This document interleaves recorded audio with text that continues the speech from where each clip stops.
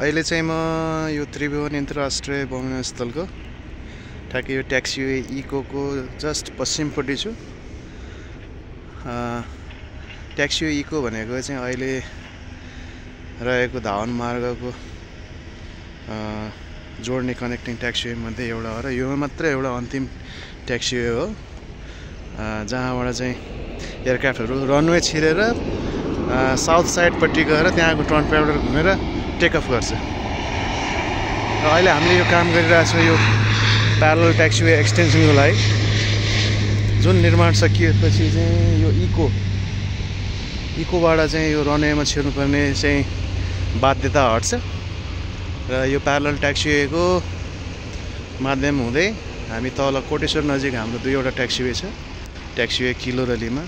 सबै एयरक्राफ्टहरू यही प्यारलल ट्याक्सीवे हुँदै ट्याक्सीवे किलो र लिमामा पुग्छ र त्यहाँबाट चाहिँ रनवे छिरेर टेक अफ गर्छ, जसको कारणले गर्दाखेरि चाहिँ यो इकोदेखि चाहिँ रनवेमा छिरेर तल कोटेश्वर नजिकको टर्न प्याडमा गएर घुमेर टेक अफ गर्नुपर्ने बाध्यता हट्छ, जसले गर्दा चाहिँ रनवेको क्यापेसिटी बढ्छ। अर्थात् त्यो बिचको समयमा अरू जहाजहरूले चाहिँ यो रनवेमा ल्यान्डिङ गर्ने अवसर पाउँछ र हाम्रो टिआइएको चाहिँ एउटा क्यापेसिटी बढ्छ। र त्यसको लागि अहिले देख्न सक्नुहुन्छ यो सबै यो हामीले ट्याक्सीवे निर्माणको लागि चाहिँ यो सबै फिलिङ गरेर ल्याएको यो जमिन सतह हो। यो करिब यो पुरानो जमिन सतहबाट अहिले हामी केही नभए पनि करिब 18-19 मिटर जति चाहिँ फिलिङ गरेर माथि आइसक्यौँ। यो कार्गो एरियामा देख्न सक्नुहुन्छ यहाँबाट चाहिँ म्याक्सिमम हाम्रो 22-23 मिटरको हाइटसम्म फिलिङ गर्नुपर्ने मध्ये अहिले करिब 17-18 मिटरसम्म आइसक्यो। यो रेनफोर्स अर्थ वाल भनिन्छ, यो रेनफोर्स अर्थ वालको यो वाल देख्न सक्नुहुन्छ कार्गोको तलको एप्रोन लेभल र अहिले हामीले गर्दै गरेको यो फिलिङको लेभल, योसँगै यतापट्टि रनवेको लेभल यो अब करिब केही ठाउँमा त 2-3 मिटर मात्रै बाँकी छ र केही ठाउँमा 5-6 मिटरको चाहिँ उचाइ भर्न बाँकी छ। यो माटो पनि अहिले यहाँ एकदम द्रुत गतिमा काम भइरहेछ, डे एन्ड नाइट। देख्न सक्नुहुन्छ इको हाम्रो यहाँ इकोबाट चाहिँ केही जहाज उतै फर्किन्छ, टेकअप गर्छ यो सानो डोमेस्टिकहरू। कुनै जहाजहरू चाहिँ यहाँ इकोबाट चाहिँ रनवेको साउथ साइडपट्टिको टर्न प्याडमा गएर चाहिँ टेकअप गर्छ। आरिवालको सेगमेन्टको हामीले 3टा सेगमेन्ट मध्ये अब फर्स्ट सेगमेन्ट र थर्ड सेगमेन्ट त करिब सकियो, हाम्रो रिक्वायर्ड लेभलमै आइसक्यो। अब यो पिछेको यो कार्गो बिल्डिङको पछाडिपट्टिको भाग भनेको चाहिँ यो सेगमेन्ट 2, अब यो पनि यो मनसुन अगाडि सकाउने लक्ष्य छ।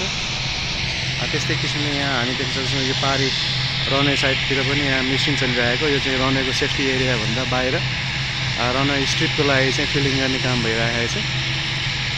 यहाँ पनि द्रुत गतिले काम भइरहेको छ। यो रनवेको सेफ्टी एरियाभित्र गर्नुपर्ने कामहरू चाहिँ सबै हामीले यो गत 5 महिनामा नोटाम पब्लिस गरेर राति एयरपोर्ट क्लोज गरेर गरिरहेका थियौँ। अहिले यो काम भइरहेको चाहिँ रनवे सेफ्टी एरियाभन्दा बाहिरको एरियामा यो ग्रेडर चलेको देख्न सक्नुहुन्छ।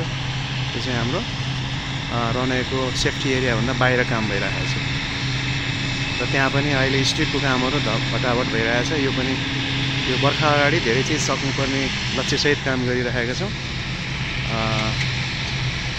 यो फिलिङको कामहरू यो वर्ष मनसुन अगाडि नै सकाउन सकियो भने अब यो माटोको काम हो, यसमा चाहिँ सेटलमेन्टको चाहिँ प्रक्रिया हुन्छ।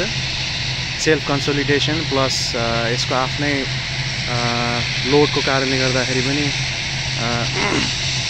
यो सेटलमेन्ट हुने प्रक्रियामा हुन्छ यो माटो काम। र जबसम्म यो सेटलमेन्ट चाहिँ एउटा स्थिर अवस्थामा रहँदैन तबसम्म हामीले योभन्दा माथि गर्नुपर्ने कामहरू चाहिँ रोकेर बस्नुपर्ने हुन्छ। त्यसको लागि पनि यो मनसुन अगाडि यो भ्याउनै पर्ने स्थितिमा छौँ, ताकि केही नभए पनि हामी 5-6 महिना चाहिँ यसको चाहिँ निरन्तर अनुगमन अब्जर्भेसन गरिराख्न सक्छौँ कि सेटलमेन्ट कति भयो, अब भइरहेको चाहिँ कुन रेटमा भइरहेको छ र अब योभन्दा माथि गर्नुपर्ने कामको लागि त्यो सेटलमेन्टले केही फरक पर्छ कि पर्दैन भनेर चाहिँ एउटा चाहिँ अध्ययन अनुसन्धान पनि गर्नुपर्ने हुन्छ। त्यसको लागि पनि यो मनसुन अगाडि एकदमै यो फिलिङको काम, माटोको फिलिङको कामहरू हामी भ्याउनलाई एकदम तीव्र रूपमा चाहिँ सबैजना लागि परिरहेका छौँ।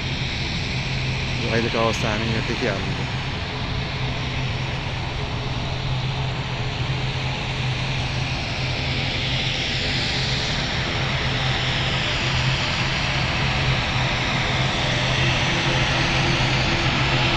जस्तो यो ल्यान्डिङ हुँदै गर्दाखेरि यो अहिले सबै एयरक्राफ्ट यहाँ इको नजिक बसिरहेको छ हामीले हेर्न सक्छ। अब यो ल्यान्डिङ गर्दै गरेको बेलामा यो जहाज चाहिँ रनवे जान पाएन र टेकअपको लागि फेरि उता दक्षिणतिर टर्न प्याडमा पनि जान पाएन। अब यो ल्यान्डिङ हो, अब यो टेकअपको लागि रनवे छेड्दैछ बुद्धको। अब यो सानो सानो डोमेस्टिक जहाजको लागि चाहिँ रनवे लेन्थ धेरै नचाहिने भएको कारणले गर्दाखेरि धेरै जस्तो डोमेस्टिक जहाजहरू यही इकोबाट नै रनवेमा छिरेर टेकअपको लागि तयार हुन्छन् र कोही कोही जहाजहरू चाहिँ तल कोटेश्वर साइडबाट नै पुग्छन्। जस्तो यो अहिले देख्न सक्छ यो रनवेबाट छिर्ने बित्तिकै यहीँबाट टर्न गरेर अब यो टेकअपको लागि तयारी हो।